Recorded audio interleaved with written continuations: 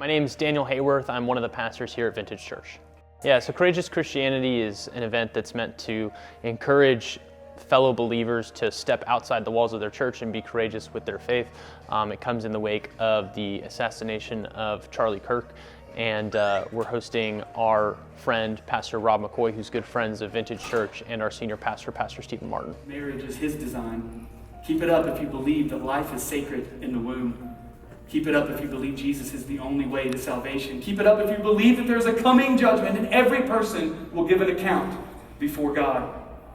Keep it up if you believe heaven and hell are real and you believe Jesus is coming back again. What's your advice on building my spiritual armor? That is a great question.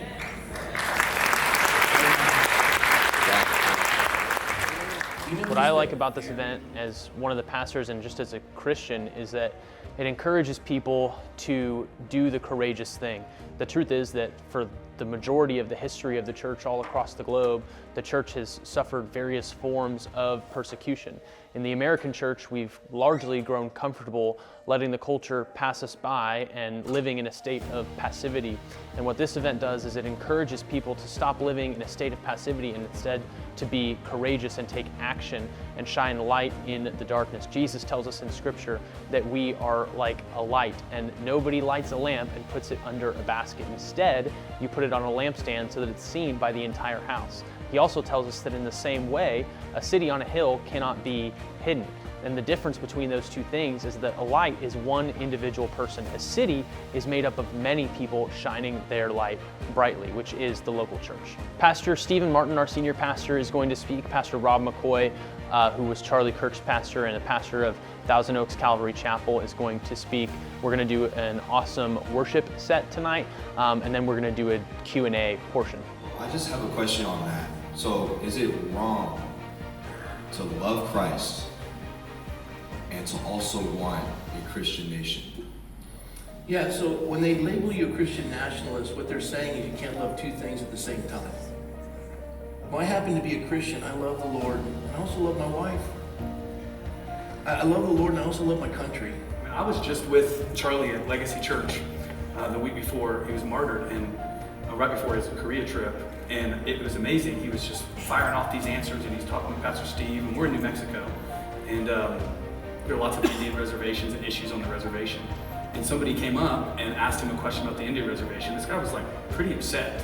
Like, I don't know who he was upset at. Charlie asked, but he didn't say. He was just really upset. And you know, somebody so learned, so great, he was able to go, you know what? I don't really know anything about those issues, but I'll learn it and I'll get back to you. And I think sometimes what happens is our insecurity, because we don't know the truth, is actually what causes us to maybe not engage like we should. Christ came to seek and to save the lost.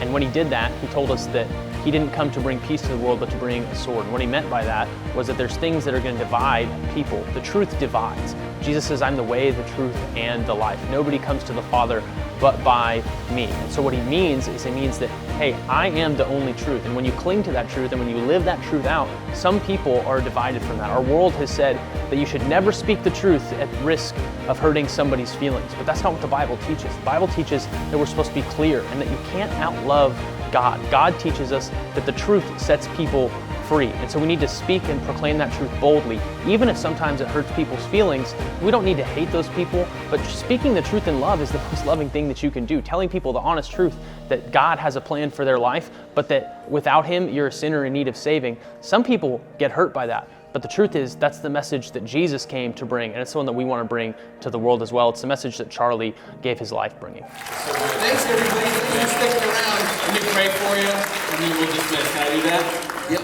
God, I thank you so much for each and every person that came. Father, I thank you for the incredible work